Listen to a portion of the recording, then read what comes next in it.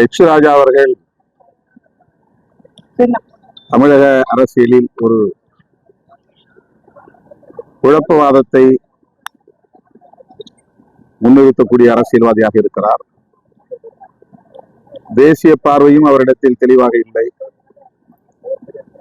மாநில அரசியல் குறித்த பார்வையும் அவரிடத்தில் தெளிவாக இல்லை.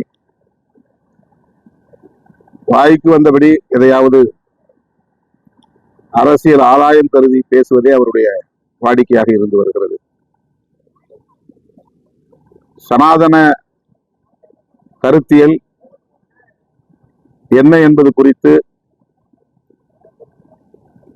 தலித்துகளின் பார்வையில் இருந்து அவர் புரிந்து கொண்டால்தான் என்னுடைய வாதங்களையும் அவரால் புரிந்து கொள்ள முடியும், ஏற்றுக்கொள்ள முடியும். அவருக்கு திமுக வெறுப்பு இருக்கிறது, தலித் மற்றும் பழங்குடி மக்கள் மீதான வெறுப்பு இருக்கிறது.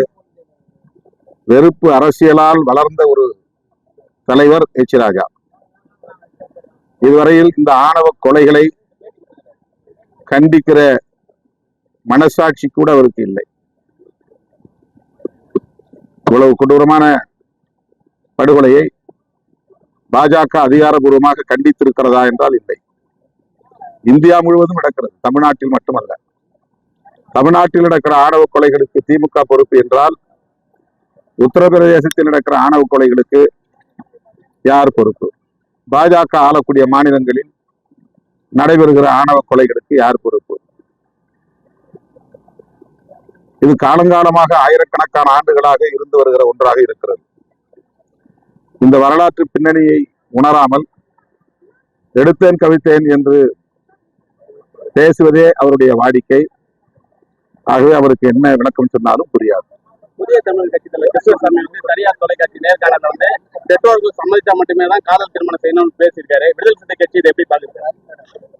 ஒரு தீவிரமான இடதுசாரி சிந்தனையாளராக இருந்தவர் புதிய தமிழகம் கட்சியின் தலைவர்.